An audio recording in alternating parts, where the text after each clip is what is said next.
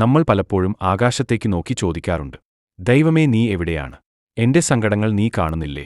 ഞാൻ ഇത്രയൊക്കെ വിളിച്ചിട്ടും എന്താണ് എനിക്ക് മാത്രം ഉത്തരം തരാത്തത് എന്ന്.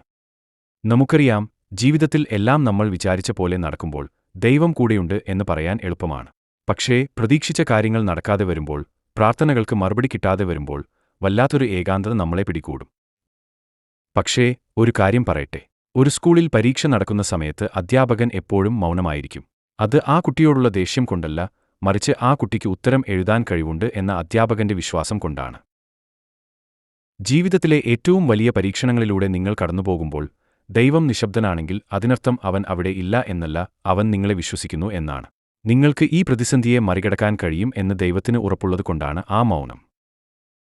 നമ്മൾ ചോദിക്കുന്നത് പലപ്പോഴും ദൈവം തരാത്തത് നമുക്ക് വേണ്ടത് എന്താണെന്ന് നമുക്കറിയില്ലെങ്കിലും ദൈവത്തിനറിയാം എന്നതുകൊണ്ടാണ്. ഒരു കൊച്ചുകുട്ടിക്ക് മൂർച്ചയുള്ള കത്തി വേണമെന്ന് പറഞ്ഞു കഴിഞ്ഞാൽ സ്നേഹമുള്ള ഒരമ്മ അത് കൊടുക്കില്ല, ആ കുട്ടിക്ക് അത് സങ്കടം.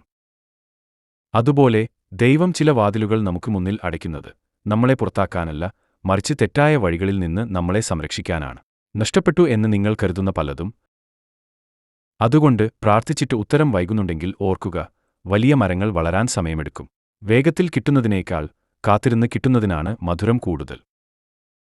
വിശ്വാസം എന്നത് എല്ലാം കാണുമ്പോൾ വിശ്വസിക്കുന്നതല്ല, ഒന്നും കാണാത്തപ്പോഴും എന്റെ കൂടെയുണ്ട് എന്ന് ഉറച്ചു വിശ്വസിക്കുന്നതാണ്.